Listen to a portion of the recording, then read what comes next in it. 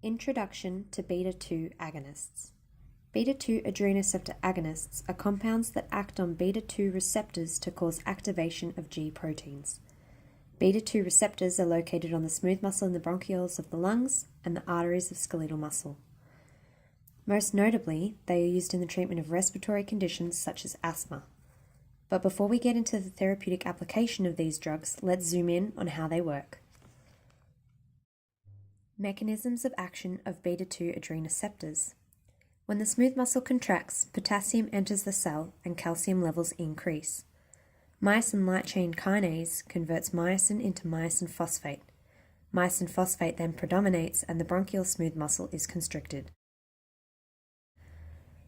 When beta-2 activates the beta-2 receptor, a stimulatory gene protein is activated, which then activates adenylate cyclase. Adenylate cyclase initiates the synthesis of cyclic AMP from ATP. After cAMP levels increase, protein kinase A is activated, and some cAMP is broken down by phosphodiesterases.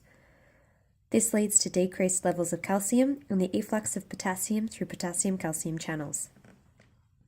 Protein kinase A phosphorylates myosin light chain kinase and myosin phosphate. Myosin phosphate is converted to myosin with the help of phosphatase.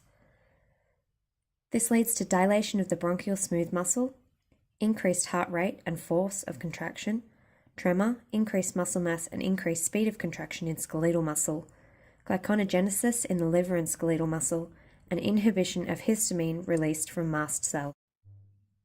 Mechanisms of side effects. Adverse effects from SABA include tachycardia and muscle tremor. Tachycardia occurs when the beta-1 adrenoceptors in the heart are overstimulated via short-acting beta-1 adrenoceptor agonists. This overactivation leads to the increase in vasodilation and increases the rate and force of contraction of the heart.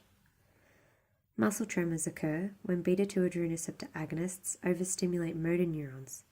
This causes an influx of calcium and thus the release of acetylcholine.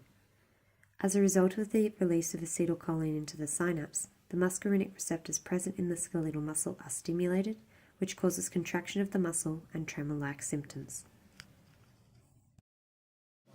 Jenny suffers from asthma and is taking salbutamol daily. She asked her doctor if she could take a daily oral pill instead of an inhalant, but her doctor said no due to the effects of salbutamol on other parts of the body, including the liver. What effect would a beta-2 agonist such as salbutamol have on the liver? A. Diabetes. B. Glyconeogenesis. C. Gluconeogenesis. Or D. Glycolysis. The answer is B. Glyconeogenesis. Drug interactions with beta agonists.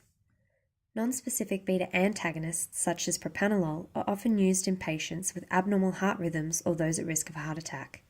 These beta antagonists act by blocking the beta receptors and reducing the rate and force of contraction in the heart.